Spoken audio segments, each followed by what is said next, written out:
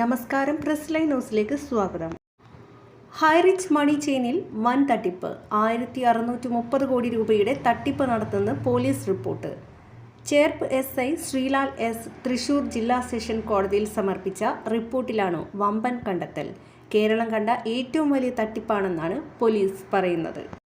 1,63,000 ഉപഭോക്താക്കളിൽ നിന്നാണ് സ്ഥാപനം പണം തട്ടിയത്. ഓൺലൈൻ വ്യാപാരത്തിന്റെ പേരിൽ മണി ചെയിൻ നടത്തി നിയമപരമല്ലാതെ നിക്ഷേപം സ്വീകരിച്ചെന്ന് പോലീസ് റിപ്പോർട്ടിൽ പറയുന്നു. ഓൺലൈൻ ട്രേഡിംഗിന്റെ പേരിലാണ് മണി ചെയിൻ തട്ടിപ്പ് നടന്നത്. ക്രിപ്റ്റോ കറൻസി ഉൾപ്പെടെയുള്ള പേരുകളിൽ വലിയ തോതിൽ ലാഭം വാഗ്ദാനം ചെയ്ത് പണം തട്ടിയെന്നാണ് കേസ്.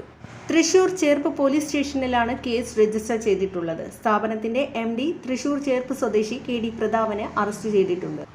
അനശ്വര ട്രേഡേഴ്സിന്റെ ഗ്രോസറി വ്യാപാരത്തിലേക്ക് എന്ന പേരിലാണ് ആദ്യം നിക്ഷേപം സ്വീകരിച്ചത്. പിന്നീട് ക്രിപ്റ്റോ കറൻസി, OTT തുടങ്ങി വ്യത്യസ്ത മാർഗങ്ങളിലൂടെ പണം ശേഖരിക്കുകയായിരുന്നു.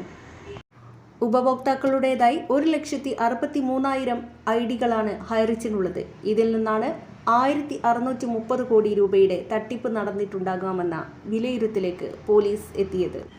Highrich online shopping private limited എന്ന പേരിലാണ് കമ്പനി പ്രവർത്തിക്കുന്നത്. കമ്പനിക്ക് കേരളത്തിലാകെ 78 ശാഖകളും ഇന്ത്യയിലൊട്ടാകെ 680 ശാഖകളും ഉണ്ടെന്ന് പോലീസ് റിപ്പോർട്ടിലുണ്ട്.